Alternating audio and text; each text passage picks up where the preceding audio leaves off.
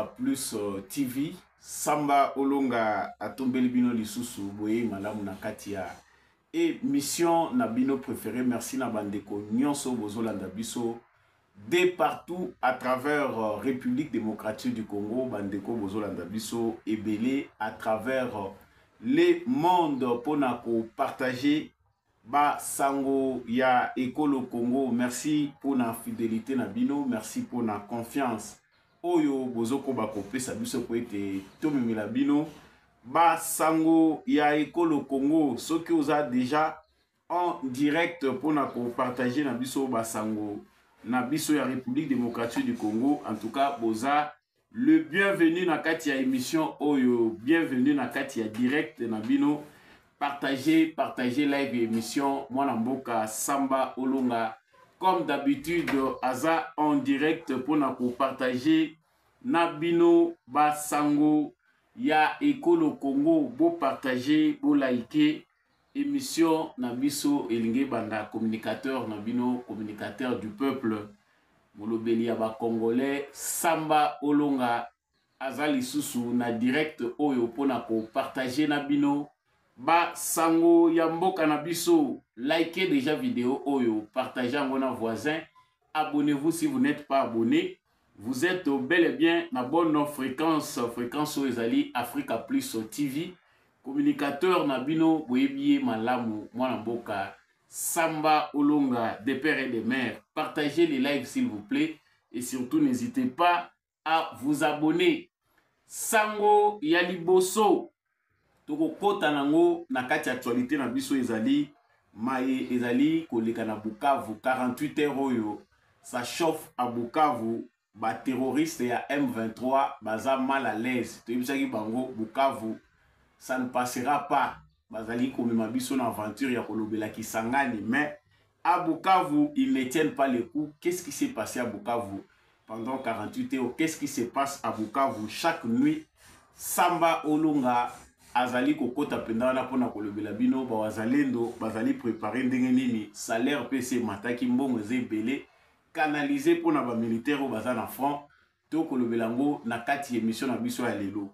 Ba M23 délégation oyo betaki nanga kindobika batikaki Corbeil nanga awa bakendaki na Doha na Qatar bazo senga nini? Ils ont dit pas si peu mawa. Après avoir kuboma batu M23 baza kosenga amnistie. Bazongeli lisusu na mazita na bango ya kala, brassage, mixage, baza koluka ba poste positionnement na armée, baza koluka ba poste gouvernemental. To kolobela ngo na kati émission boyo ka ba vérité ya Doha, les M23 bazali koluka amnistie après avoir commis des crimes. Baza koluka amnistie, ça dit ba ministie bango. Na kolobela ngo na kati émission oyo tokoyeba qu'est-ce qui se passe réellement aux portes du Congo. S'annonce encore un nouveau envoyé ya Donald Trump. Est-ce qu'il y a tout oyo tokobeta lisusu libakute? Est-ce qu'azali pina envoyé ya solo to balingi babeta biso lisusu? Vraiment aventure ndenge tomonaki sénateur oyo républicain oyo ayaki awa Ronnie Jackson ayaki kobeta biso abetisaki biso libakuto yambie awa comme étant l'envoyé du président Donald Trump. Njoka ayaki na espionnage, mais oyo azali sous annoncé na porte ya Congo. C'est un vrai ou un faux envoyé. Tokolobelango na kati émission na biso. Likez, partagez déjà vraiment ba émission na biso, abonnez-vous si vous n'êtes pas encore abonné. Nakati ya itando oyo, j'ai toujours pour habitude de dire que mon sotosala kanankuku to pe na poisa to yebaka ko tirer conséquence nango osala ngo na nkuku osala ngo na poisa okantike bato baza komona yo te yeba justice nzambe ezalaka mutu moko ta sala mabe atikala ko récolter ba fruit na yango te. Chacun ne récolte que ce qu'il a semé. Soko loni masango kubuka ka masango, soki po loni mopepe mbonge vous récoltez en haut. Donc, salaga malamu parce que bolamu, ils ont la conséquence. Yamabete, merci à tous ceux qui nous suivent en direct de partout. À travers le monde, vous appréciez l'analyse à Mwana Mboka Samba Olonga. Bon, c'est pour la présentation et émission Oyo. En tout cas, beaucoup va partager pe ko liker vidéo oyo parce que toujours kota kalate na mozindo ya masolo. Ndenge kana utai koloba na début ya émission pour na kotalisa ba commun des mortels que Bukavu, tout le bela qui Bukavu, toujours continuer à insister Bukavu, Bukavu. Les terroristes de l'armée rwandaise, avant la tout le bela makambo eleki na Bukavu, ba terroriste ya Rwanda, ba se retrouver na Idjwi, ba yebi ilwana kuna ya Idjwi. Bomona ki ba vidéo ndenge nini eza ko circuler, ba Rwandais, ba militaire rwandais ba kimi na ba boîte. Taba yesa kabino que toza na pouvoir mais nous sommes trahis parce que nous Congolais tozoyi ba ko défendre mboka na biso na ba tout o toza na ngote.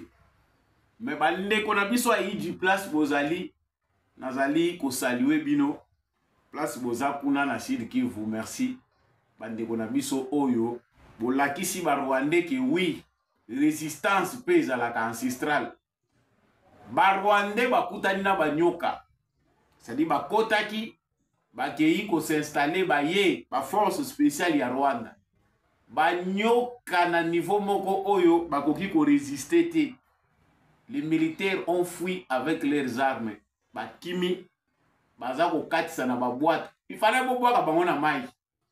Ndeko wana kumbi bango na boîte wana soka zongi fubo bete ba mbata. Bato ndenge wana tango komi na bango na katikati wana ya mai. Allez, osali aventure baloli boîte.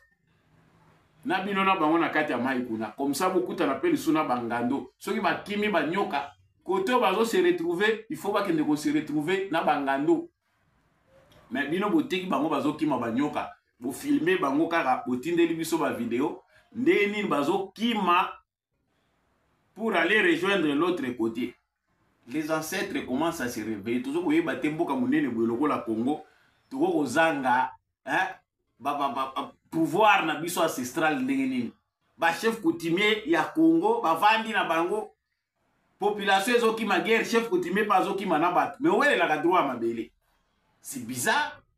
Yo mutu kolo mabele a bozo wele la non. Bo pesa biso ba droit na biso, on ne respecte pas les chefs coutumiers moma yangoyo. Les vrais chefs coutumiers bakolo mabele tango mabele za menacé. La terre est sacrée. Moutounion soit lié na terre oya bino ancêtre na bino batike la bino. Okope ko loba na mabele. Mabele eza ya biso loba soki mabele eza la ya biso te. Mais vous nous avez trahi. Tala bandinga place force ezali. Na Idjwi n'a pas fallu 24 heures 48 heures. Ba Rwandais ba ye bakutani nango. Démonstration ya banyoka. Bakoki banyoka te. Okende boye banyoka. Bazonga boye banyoka. Ndenge balobaka tula mwisi ya zazawa na lingala. Mbangu bangwana bakimi. Bakati si bake kote mususu. Boko bimisela bango ba démonstration te. Les vrais chefs coutumiers, certains sont assassinés, les autres nous ont trahis. Bondimi na bino mabele ba menacer ango. Et puis yo tikali kaka olati lamba au chef coutumier, toke kotala au chef coutumier. Vous êtes chef en quoi? Hein? Mabele ya mboka baza ko menacer ango. Un chef coutumier assis. Aux de la guerre ici, la poba ya ko peso ba droit. Non. Batu oyo bazali ba vrai chef coutumier na moment ya boye. On parle à la terre, on parle au vent. Botier nature en témoin. Il y a possibilité à manipuler nature oyo soki mabele za ya bino. Les gens ne comprennent pas. C'est que moni soki muto a commis de à trahir, à se déconnecter na pouvoir na ye ancestral. Félicitations dans le bagi na kosala émission te sans ko féliciter bandeko na biso oyo baza attaché na baterre na bango na Idjwi oyo ba monisi ba Rwandais bimona mona. Là je retourne na affaire ya Bukavu. Na Bukavu est comme rituel. Chaque nuit, 21h à 21h à 21h30, 30 minutes ou 1 heure. Bandeko ya Bukavu, baza ko la musa ba ancêtre. Bandeko ya Bukavu, baza ko pesa ba Rwandais ultimatum. Bobima. Ba Rwandais bokende. Et même bango ba moni que oui, c'est ça une résistance. Batu na butu, balala ka pongi, batu na butu, basala ka kimia, mais oyoki, ville ezo vibrer na butu. Même bango moko, Ce qui bazo s'entêter, c'est que l'eau est très na bango eza liwa, ba le l'eau musu bako espérer. C'est très grave. Félicitations encore une fois de plus na bande kona biso oyo bozali na Bukavu. Bozoko bakolanda biso. Arme moko ezalaka capable ya anéantir volonté à peuple ezalaka te. Cette arme-là n'existe pas. Arme ezalaka capable ya anéantir la volonté de tout un peuple. Cette arme-là n'a jamais existé. Volonté à peuple, le peuple ezalaka souverain. Partout où le peuple se révolte, ata balobi ba arme eza ndenge nini bakitisaka yango. Comment des petits pantins, des inaptes, ata na sport moko te okomona bango ba exceller omona bango ke bango wana bakoko ya kozwa biso en otage. Il y a quelque chose en nous qui ne va pas. Il y a quelque chose en nous, même si tu as un complot international, mais base des abisso, il y a quelque chose, et par abisso moko, ils ont aussi maté, que nous devons arranger. Comment de ces gens ici, inaptes, va traverser ma localité, envahir bino. Il y a aussi une remise en question, chers Congolais. Tu peux faire la information, vous êtes fou, biso moko pe, tous ces juges entre nous. Parce que les autres veulent que Tshisekedi opère des miracles. Il a un avion de chasse bombardé par Rwandais. Oui, c'est ce qu'on fait. On renforce les capacités de notre armée. Mais il y a quelque chose. Oh, Bissomoko, il faut tout bon. On ne viendra pas parler ici dans la stratégie armée. L'armée a fait ceci, l'armée Toyebi. Effort et armée na biso Toyebi peut trahison. Il y a même des Congolais qui ont accepté de travailler na Bukavu wana. Et dans certaines villes, des agents des services de renseignement du Rwanda, des Congolais, des sangs, des pères et des mères, mais Bazali installé dans la vie des faux commerçants qui sont payés pour la côté de position armée, côté de position stratégique de la ville. Des Congolais payés pour la Moussalawan. Vous voulez que Tshisekedi opère des miracles. Même Dieu nous observe. Il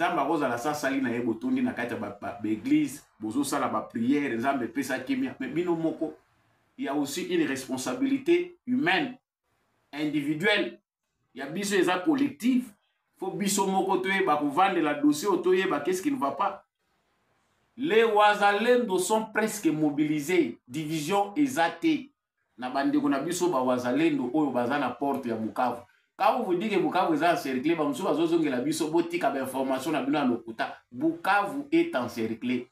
Même bango ba yebi ke baza na mauvaise posture. Bango moko ba yebi ke place baza, ils ne sont pas en sécurité. Bakanisa ki bazo ya kosala balade. Bazo kotaka, bazo bimaka, bazo kotaka, bazo bimaka. Problème ezate. Quand on a dit que compte à rebours de G Bandaki, certains prennent de cela pour une comédie. Tozo zongoka comédie, tovandi, bazana bango, soko yoki na boma, moni gouverneur wana oyo, autaki soki vice-gouverneur oyo bache, cet aventurier rwandais, oyo ba yebiye bien, na Canada, soki messieurs, soki manzi, soki nini, kombo musupezo ki mangai. Na Canada, azana identité kuna oyo akendaki comme état rwandais réfugié au Canada. C'est celui qu'on nous amène et pas il y a Corbillard Nanga na Bertrand Bisimwa comme vice-gouverneur na Goma. Ye moko akeko sala akeko kosakokota na makambo ba musulman na prière na bango non so bozo sambela nzambe bo sambela na bino pona makambo mosusu. Bosambela nzamba koyoka bino me biso tokokende te tozawa. Mais qui vous a dit partez? Bino lokola bolobi ke bokozala wana fanda kaka wana bo vanda wana no te tokokende te biso tokozala kaka wa même jusqu'à la fin de l'année tokomona isa aveu ya échec. Ils ont compris que vouloir ou pas balinga te bakokende. Complot na bangwana, kao na bangwana de Jésus bango, qu'ils le veuillent ou pas, bazo kende. Ils vont partir. Les armes utilisées contre eux, ils allaient très efficaces que oyo etikali tosala oyo bawazalendo na FARDC bazosala ekomi na nka complémentaire. La vraie stratégie utilisée par Félix Tshisekedi ekausi bango. Bato wana baza lokola bampese soki omoni dérangement leki lukila bango ka kisho ekausaka bango wana. C'est-à-dire place nyonso baza atmosphère na bango ebebi. C'est ça le M23. Ici, je vais renchérir pour boyoka makambo eza koleka. Tango délégation na bango ebimi. Tu sais bango ke tour bokozwa rien. Bokozwa elo côté. Soki Kabila a message ça bino na ba moment boye bomatsaka ba en cher. Boyebi que tokozwa quelque chose. Cette fois-ci avec Tshisekedi bokozwa rien. Kope foiré. Bango bazo kanza ke tozo kosa. Kuna bazo beta maboko parce qu'il chantait déjà la victoire. Na ba M23 musu bazana di chassa bazo yimba victoire balobi pouvoir à Tshisekedi sili. Nanga bakokota bakoyawa tiki chassa. Biso ye bokanga déjà bilori na biso. Nous parlons chaque jour, certains nous prennent pour des fous. Mais makamutolo bakezala ka vérité. Chaque bino que cette fois-ci ezandenge boko kanza wana te. Bakedowa na Qatar. Ba isolé nanga. Nanga batiki e conférencier nanga po azo valoir eloko te.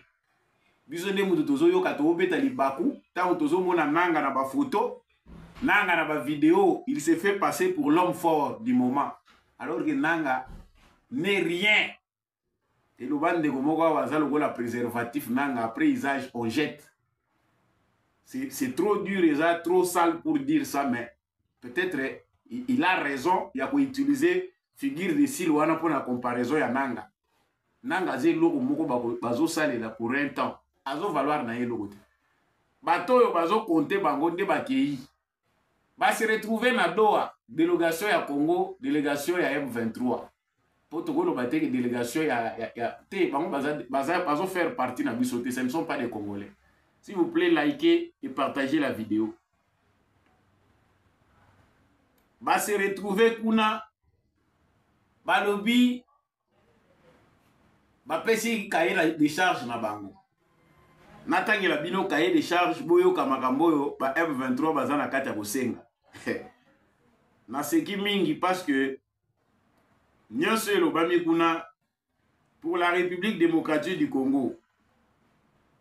Engagement en faveur et à dialogue, le gouvernement congolais n'a jamais refusé le dialogue. Mais sous condition et à respect. Balobi, Bagocha, des partis, réaffirmer volonté à dialogue et tout ça. Exigence du gouvernement congolais. Gouvernement congolais, Ibisi Bango, va se retirer immédiat. Et sans, donc, retrait immédiat et inconditionnel du M23 des zones occupées. Notamment Rutshuru, Massissi et une partie de Walikale. Babima. Désarmement progressif des combattants du M23 sous la supervision d'observateurs internationaux. Voilà agenda du gouvernement. Refus catégorique d'une intégration automatique des combattants dans l'armée FARDC contrairement aux demandes du M23. Gouvernement Boyi. Revendication à M23. Yo kasikoyo bandokyo yo makambaza yako espérer. Babo saraki époque. Demande des garanties de sécurité pour ses membres avant tout retrait. Avant tout longwa, baza ko senga garantie de sécurité. Baza ko insister sur une représentation politique au sein des institutions congolaises. Demande une amnistie générale pour les combattants et leaders du mouvement.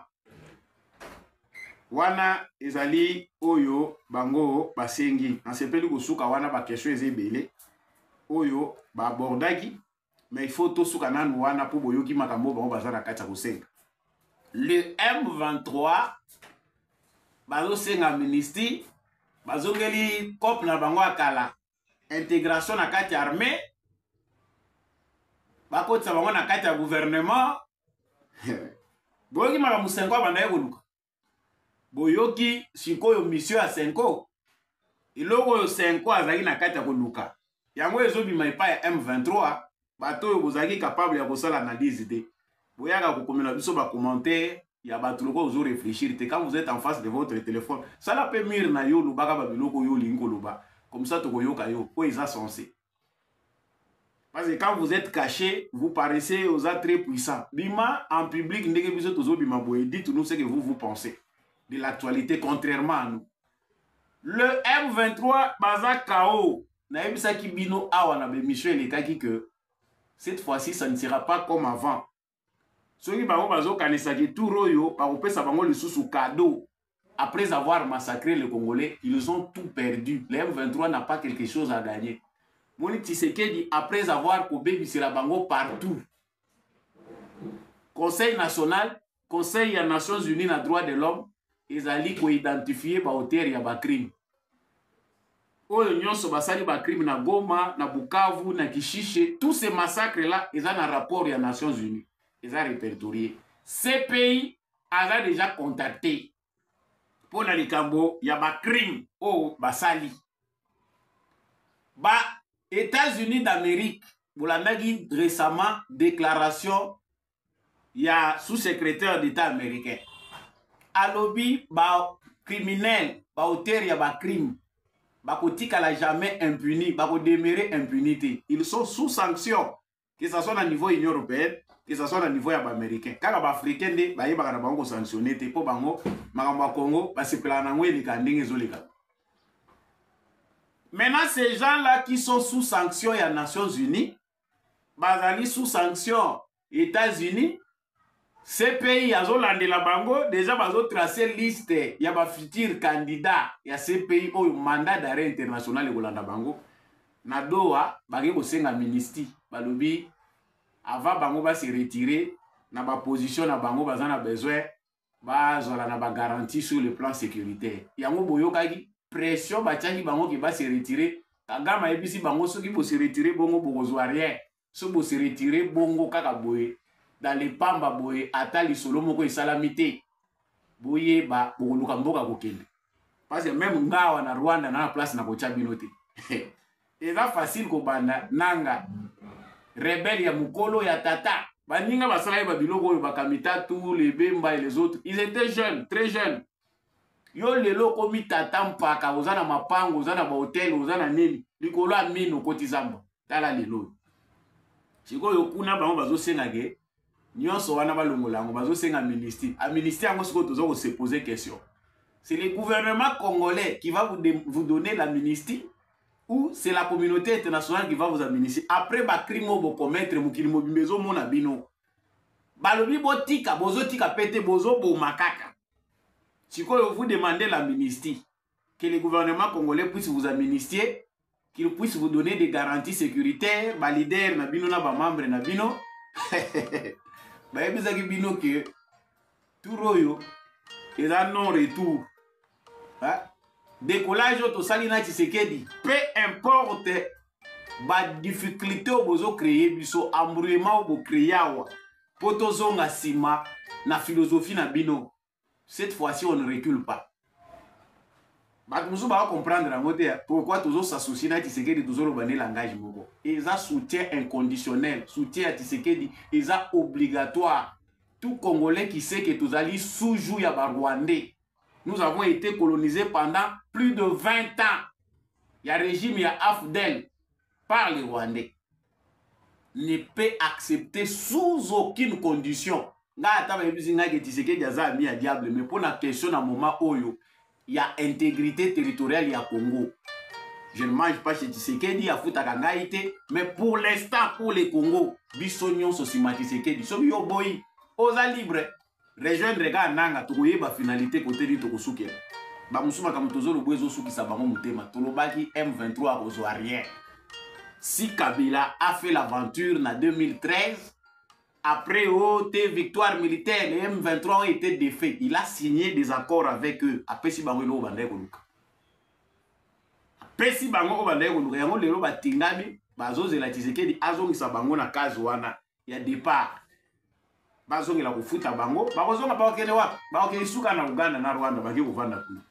Cette fois-ci, on va vous pourchasser jusqu'à votre dernier retranchement. Combo na niveau bambene ango. Ezali sous na niveau na binoté. Trouvaille les combats ici, ezali kokende ti na source. Yango Tshisekedi alandi ti côté mokina côté ka ba minéré. Ti côté Kagame a comme champion, a comme célèbre. Tshisekedi a suivi là-bas. A landi bango kuna. Bosala la cop wap. Na ba receleur, na ba voleur, na ba violeur. Ba o nyonso bozo sala partout. Mutu moya batama ezate. Ceux qui ne comprennent pas Tshisekedi, les combattent pour rien. Moni mutu avandi na poto azat bien. Na malili, tu profites des conditions d'un pays où ba yebi ata mutulo ne sika bakunda ngote, mais yo vandi ngoka ka liboso, ovandeli Tshisekedi. To ba bomi Tshisekedi si yo zwini. Après le gouvernement na bino boko chawana ezongisi bonheur na Congo. Nde eko résoudre problème na bi o tozana ngo lelo na Kagame. Ceux qui voient très loin, ba yebi que c'est déjà la fin. Il y a Paul Kagame, c'est la fin du régime rwandais. Tozali sous Nathan Wanate, l'état là est largement dépassé. Avec Félix Tshisekedi, compteur à zéro. Bato bazo c'est la dialogue national. Balobi Senko, il faut vendre tout solo là. Sachez-le bien que pour nous, tant que la guerre n'est pas finie, tant qu'il n'y a pas de stabilité, ce qui est aussi ici stabilité, ou pour stabiliser l'institution, Tshisekedi doit continuer. Tu dis que ça la place, ceux qui cherchent des postes, Barovanda, Balobi, non, Tshisekedi, pas au-delà des 2 mandats, nous connaissons les politiciens congolais. Belé bazo luka kaka M23 boyo ki bango bazana agenda na bango ba politicien belé pe na Congo nzala tango Tshisekedi alobai ke boza ba opposa ya nzala ba musu ba yoka ki passe mais soko landi bango bien tout le monde veut avoir une place pour aluka kaka poste tango ba kopesa ye a wana zana kimia to énumérer bango Jean-Jacques Mamba azalaki bien a opesa ba idée azo critiquer gouvernance quand il était député na kati assemblée nationale. Tant que ba élire yete ba congolais batali balobi a tipo pas en farceur ba boyi ko élire yé sous député Jean-Jacques Mamba mboke komi mabe abimi libanda ake ko rejoindre M23 Frank Diongo abaluki na munyere ya munene na Zeli Tshisekedi a nommé tout ça opposant esimbi te mama ye ko lela mama ya Frank Diongo akenda ko lela et pas ya mama ya Tshisekedi pour que bayokela mwana na ye mawa a combattre au côté à papa Etienne Tshisekedi makamboyo tout ça awa lelo mama azobima te pour mon théâtre ezana mboko mama Frank Diongo awa azobima te mwana na yo makambo azosala bazoboma ba congolais na Goma bazoboma ba congolais na Bukavu mwana na yo akiya koti na Rwanda ake kokutana na nanga awa mama obimi olela te olela mawa na nzambe pona mwana na yo te mais soki bazuye awa a se retrouver na maboko a Demiap wala bobimisi mama piqué crise te mama azobela te ndenge mwana na ye akoti na lingomba bato bazobomisa ba congolais. Chers congolais, cette affaire de M23 à Doha ils a déjà clé. Tshisekedi a déjà eu raison sur Kagame. Tshisekedi a eu déjà raison sur Museveni. Tshisekedi a eu raison sur toute la communauté internationale. Combat ya droit ils a différent na combat ya ba barbare o balingaka balonga na mandoki. Différence eza entre mwana oyo akoli na zamba azu éducation c'est le loko ba prendre ye eza munduki koboma pour s'imposer na mwana akoli dans les droits malgré ba persécution ba persécuter tata na ye basali nyonso mais ils ont combattu le bon combat IDPS atikala ko simba mandoki te pona kozwa pouvoir Tshisekedi a accédé na pouvoir na bonne façon olingo remplacer Tshisekedi la voie est connue. Il y a qu'à convaincre les Congolais. Si vous voulez convaincre les Congolais, le dialogue au 5 ans Zoluka. N'a dialogue. Est-ce que le peuple congolais a 5 qui passe un dialogue pour nous sangana ou Luka Tshisekedi dialogue il y a 5 ans. Nana a 5 ans. Ils ont soutenu par qui? J'ai donné même un exemple dans l'émission qui papa Etienne Tshisekedi. Azaka mutaba formule dialogue papa mais pour avoir légitimité, c'est le peuple congolais qui s'approprie à nous. C'est incontournable. Bino oya bino schéma, force na bino M23, force na bino Kagame. Vous voulez imposer quelque chose na Congo aux Congolais, mais vous avez une force, il y a appui na Rwanda. Vous avez une élection na Tshisekedi, vous avez une Kabila, vous avez une élection. nani Katumbi à quelle élection okendaki élection aux 8 tala écart na Tshisekedi Moulaye, ce qui montre que le peuple congolais est avec Tshisekedi bazo pese confiance. Sur frustration na bino une petite minorité. Boza même pas 5% de la population congolaise. Tantôt pas 1% mon pe kokate. Frustration na bino wana ememi bino zamba. Boke no luka opposition militaire. Mieux vaut s'associer avec Kagame pour mettre Tshisekedi libanda. Non, non, non, non. Faut dans la Congolais aux soso la tendenga nazo comprendre boye pour analyse ça la compliqué. Mais analyse eza simple, faut tout na bateau lelo bazoya kobima. Non Tshisekedi a solo la na bango kaka asala dialogue bozo solo la pour avoir quoi? M23 baleli. Le gouvernement congolais n'a donné aucune approbation na makambo M23 basengi. Na ngambo ya gouvernement congolais, pas question d'amnistie, pas question ya ba poste na kati armée jusque là etelemi bongo. Ba le loko ba opesa bango te. Gouvernement congolais lobi retrait eza sans condition. Doha eza la continuité ya na nini Nairobi na Luanda. Ba memi yango kaka na version ya Arab. Qatar pas zo profiter na intérêt na ye. Ayebige Rwanda ndenge zo sekurule bongo. Ba vieux ko bando mataliso ezo kitambango ndenge ezo kitakate. Emir ya Qatar ba yebige ba tembongo na bango ebele. Rwanda Airways eza parti munene ya bango. Aéroport ya Kigali eza ya bango. Bango mutu batongi yango bazana besoin que aéroport ezala na activité mbongo na bango ekota. Siko ba sanction oyo Rwanda zozwa. Ezo cha bango na perte. Mutu azo sauver ba intérêt na vite de Kagame. Ndima ta o balobi bimisa ba militaire na yo. Zonge pai na yo. Biso to tie da mbongo na biso ebele na mboka na yo. Chacun intervient par rapport à ses intérêts. Ya biso na ngamu na biso to komi na moment ya ultimatum. Monsieur le président, yebisa bango peuple congolais azo supporter les sous-soutés. À Bukavu on ne supporte plus, à Goma on ne supporte plus. Le temps passe. Soki baza pressé te pona ko yebisa mutu na bango abimisa. To sala ngoka na marque na biso. Na yi du kuna babimisi banyoka. On ne sait pas ce que les Wazalendo peuvent inventer demain. Bo ya créer la catastrophe. Ba Congolais ba kufi mingi, toza banzinzité, toza batu. Émission ezo indépendant presque na suka. Merci. Na bandeko nyonso bozolanda biso mava esuka tolobaki likambo ya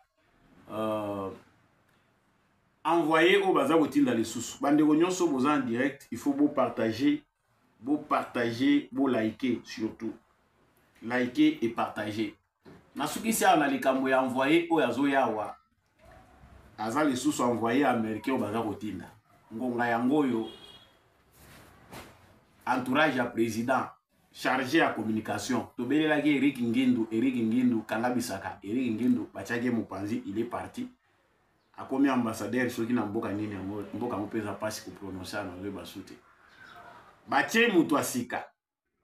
Batindi commissionnaire moko sénateur moko aye awa yozo lobao envoyé ya président Donald Trump. Tala lelo ambassade ya États-Unis komi ko contredire biso. Oyazo ya c'est un envoyé du président Trump ou alors sous mutualina ya ko espionner biso. Boye bisa bango tozo luka ba visite belete. Nous voulons des tikotak. Bo silisi yango ka mbala moko. Bo yebi bino mo ki makambo ezo koma na Congo bino mutu bo créer yango. Alors ko silisi yango ezo senga teke boya ka ba démarche balé diplomatique awa ko benga Tshisekedi tongo lobi dato lembi bino. Émission et komi na suka. Merci na bandeko nyonso bolandi yango depuis Kinshasa. Bandeko bozana Bukavu, bandeko bozana Goma, bozana résilience moko hors du commun, toza ensemble, toza elongo na bino. Les Rwandais finiront par rentrer chez eux parce que mabele na bango ezawate. Congo pe kotikalaka ko kabonate. Nous avons payé le prix du sang pour na ko sauver intégrité en mboka na biso. Vous êtes braves, toza ensemble na bino. Merci na diaspora congolaise oyo bozali ko soutenir biso. Pour être tokoba toujours ko communiquer pour na ko éveiller ba congolais toza pe ensemble. Ngai na bino na banza to kuta la prochainement na émission mususu. Au revoir.